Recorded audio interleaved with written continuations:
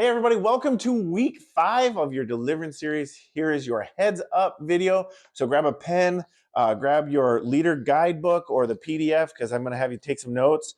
In the front section of your week, there's a whole section called heads up. So if you're not taking notes, there's a whole section available for you here to take some of these notes. So hopefully you've grabbed your pen by this point, and let's jump in because the heads up here is last week we were in chapter 3. We were skipping chapters 4 and 5. So those were last week's digging deeper. So if you didn't do those, man, I'm telling you, you should do those. They're very powerful. Go watch that video and then read those sections of scripture. I'm going to briefly peruse them here, but what I want you to take note is that as you tell your family, make sure they know what section of scripture to be reading, which is chapter 6. Now, this is it. In this study, this is it, man.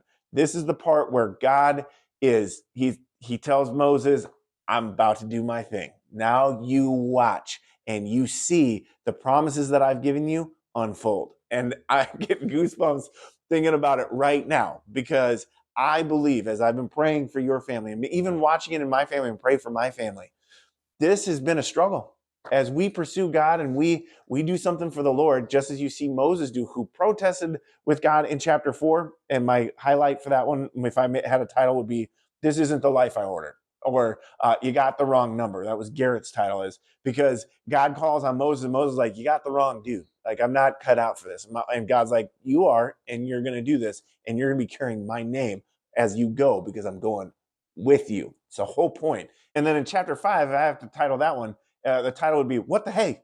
because they're not given any straw. Pharaoh cuts out, makes it even more miserable than before. And Moses goes and protests and gripes to God again. He goes, "What the heck, man? Like, seriously, every promise you've given me, you've failed to do." And it's not only that, it's gotten so much worse. Like, you've not saved these people at all. And the audacity for this tiny little man to be talking to the creator of the universe, and with that audacity of like, "Look what you did, you failed, you're not doing anything you promised to do."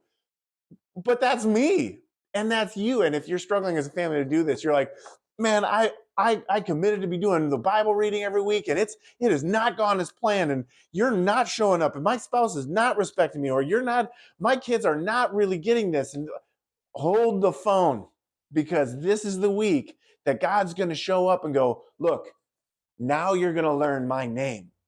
And what he sets is this precedence for the forever, on how you and I even know him and his faithful characters because of the story that he tells in the coming pages. Like, blows my mind. And here's the thing: if you're struggling, this is it. This is the moment. Press in. Remember your whys. Go back to the beginning on why you started this, because my prayer for you is not that you have an easy walk. My prayer is that you have an amazing story, a story that's so powerful, it's told 1,000 times. There is no story that anyone ever tells more than, if it's an easy story, somebody goes to the store and buys a pack of gum. That is not exciting at all. And it's not even to be told one time.